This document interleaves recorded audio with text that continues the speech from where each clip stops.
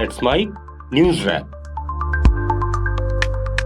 Let's mic news wrap में अब सुनते हैं दिन भर की अहम खबरें सिर्फ 10 मिनट में।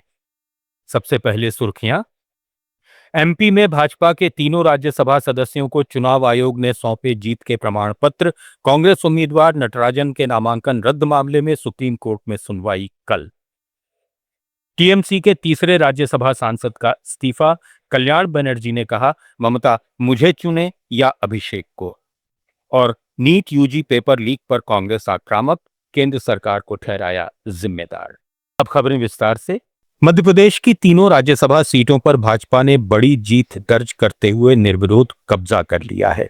चुनाव आयोग ने भाजपा उम्मीदवार रजनीश अग्रवाल, तरुण चुग और महेश केवट को निर्वाचन प्रमाण पत्र सौंप दिए। तीसरी सीट पर मुकाबले की संभावना तब खत्म हो गई जब कांग्रेस उम्मीदवार मीनाक्षी नटराजन का नामांकन 9 जून को रद्द कर दिया गया। कांग्रेस ने इस फैसले को गैर कानूनी बताते हुए पहले चुनाव आयोग और फिर सुप्रीम कोर्ट का दरवाजा खटखटाया। सुनवाई के दौरान कांग्रेस ने परिणाम घोषित करने पर रोक लगाने की मांग भी की, लेकिन अदालत ने मामले को अगले दिन के लिए सूचीबद्ध कर दिया। इस बीच चुनाव प्रक्रिया पूरी हो गई और भाजपा के तीनों उम्मीदवार निर्विरोध निर्वाचित घोषित कर दिए गए। कांग्रेस अब पूरे मामले को लेकर कानूनी और राजनीतिक रणनीति पर विचार कर रही है। मीनाक्षी नटराजन के नामांकन रद्द होने के विरोध में एनएसयूआई ने दिल्ली के पटेल चौक स्थित चुनाव आयोग के कार्यालय के बाहर प्रदर्शन किया।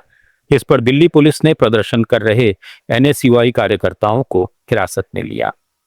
इलेक्शन कमीशन दलाल है, इलेक्शन कमीशन हाय हाय।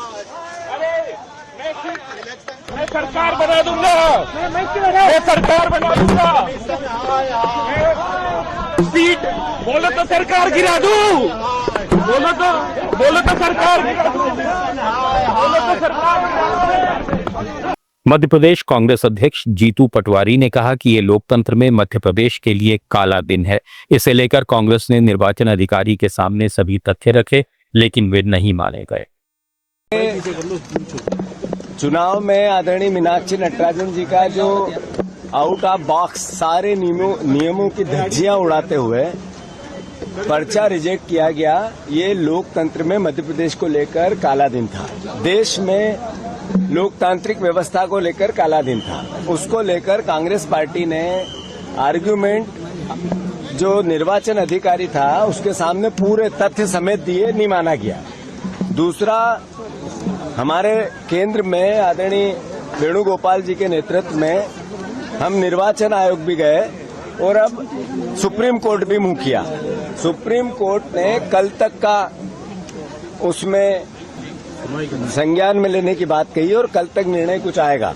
राजस्थान राज्यसभा चुनाव में बीजेपी उम्मीदवार सतीश पूनिया और अलका गुर्जर और कांग्रेस उम्मीदवार नीरज डांगी राज्य से राज्यसभा के लिए निर्विरोध चुने गए। रिटर्निंग अधिकारी ने निर्विरोध निर्वाचन की घोषणा की है। कांग्रेस के सांसद नीरज डांगी और बीजेपी के सांसद राजेंद्र गहलोत और रवनीत बिट्टू का कार्यकाल 21 जून को खत्म होने वाला है, इसलिए ये चुनाव कराए गए। रवनीत बिट्टू केंद्र में मंत्री हैं, लेकिन बीजेपी ने उन्हें टिकट नहीं दिया। वहीं कांग्रेस ने दोबारा नीरज डांगी पर भरोसा जताया। पश्चिम बंगाल की सियासत में तृणमूल कांग्रेस का अंदरूनी घमासान खुलकर सामने आ गया है। टीएमसी सांसद कल्याण बनर्जी ने पार्टी नेतृत्व पर सवाल उठाते हुए कहा है कि ममता बनर्जी को तय करना होगा कि वे उनके साथ हैं या अभिषेक बनर्जी के साथ। फर्जी साइन मामले से हटाए जाने पर कल्याण बनर्जी ने इसे अपना अपमान बताया और अभिषेक बनर्जी पर वरिष्ठ नेताओं का सम्मान नहीं करने और अहंकारी रवैया अपनाने का आरोप लगाया। He should understand because of him that we have lost it. He should understand this. He should understand the party is facing this problem because of him. Only because of him. But he will be going disrespecting everyone, disrespecting me. This is not tolerable. I can't tolerate. I will request the Didi, if you depend upon the Abhishek Banerjee, then you remain with the Abhishek Banerjee, leave me. And if you leave Abhishek Banerjee, I am there. इस बीच Calcutta high court ने तृणमूल कांग्रेस नेता अभिषेक बनर्जी को जाली हस्ताक्षर मामले में 3 हफ्तों तक गिरफ्तारी से सुरक्षा दे दी है। जस्टिस कौशिक चंदा की बेंच ने कहा कि किसी भी व्यक्ति को अपने खिलाफ बयान देने के लिए मजबूर नहीं किया जा सकता। कोर्ट ने अभिषेक बनर्जी को शाम तक सीआईडी के समक्ष पेश होने का निर्देश दिया, लेकिन जांच एजेंसी को अगले 3 हफ्तों तक कोई सख्त कार्रवाई करने से रोक किया। अगर आगे पूछताछ जरूरी हुई तो 24 घंटे पहले नोटिस देना होगा। अभिषेक के वकील ने कोर्ट में कहा था कि उनके मुवक्किल पूछताछ में पूरा सहयोग करने को तैयार हैं, इसलिए हिरासत की कोई जरूरत नहीं है। उधर टीएमसी के राज्यसभा सांसद प्रकाश चिक बड़ाइक ने भी पार्टी और सांसद पद से इस्तीफा दे दिया है। पिछले 4 दिन में यह तीसरा बड़ा इस्तीफा है। इससे पहले सुष्मिता देव और सुखेंदु शेखर रॉय इस्तीफा दे चुके हैं। इस्तीफे के बाद बड़ाइक ने कहा कि बंगाल की जनता का जनादेश भाजपा के पक्ष में था और आगे की राजनीति को लेकर समय सब कुछ बताएगा।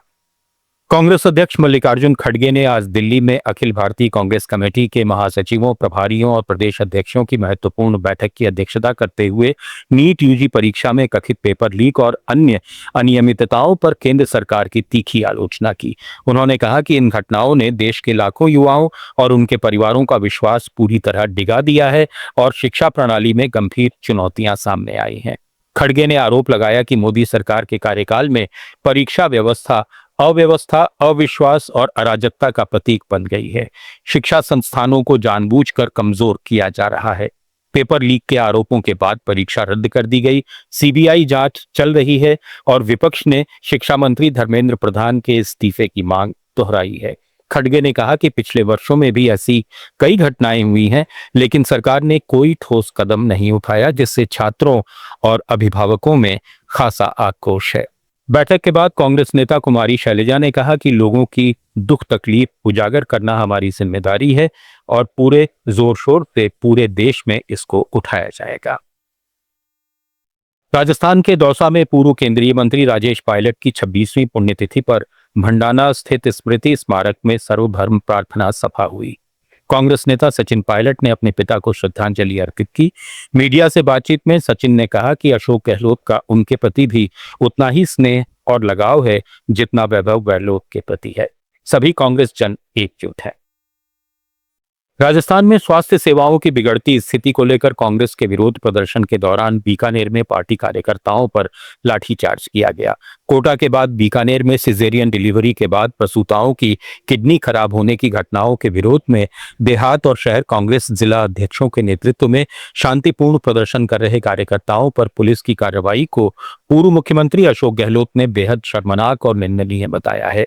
गहलोत ने सोशल मीडिया पर कहा कि भाजपा सरकार विपक्ष की आवाज दबाने की कोशिश कर रही है, जबकि लोकतंत्र में मुद्दों को उठाना विपक्ष का अधिकार है। राजस्थान की राजधानी जयपुर में केंद्रीय सूचना और प्रसारण मंत्री अश्विनी वैष्णव ने आकाशवाणी केंद्र का दौरा किया और रामगढ़ में 20 किलोवाट एफएम ट्रांसमीटर का वर्चुअल उद्घाटन किया।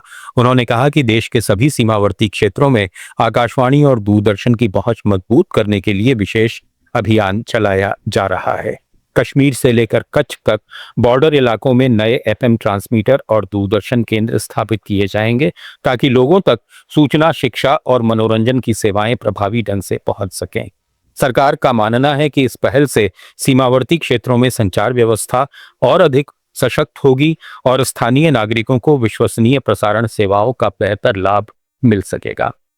सुप्रीम कोर्ट ने गृहिणियों को लेकर एक महत्वपूर्ण टिप्पणी की है। कोर्ट ने कहा है कि परिवार में गृहिणी को सिर्फ होम मेकर नहीं बल्कि नेशन बिल्डर कहा जाना चाहिए। जस्टिस संजय करोल और जस्टिस एस कोटेश्वर सिंह की बेंच ने एक सड़क दुर्घटना मामले की सुनवाई के दौरान कहा कि गृहिणी का काम केवल खाना बनाना, बच्चों की देखभाल या घर संभालना नहीं है, बल्कि वो परिवार की नींव मजबूत करती है और अगली पीढ़ी तैयार करती है।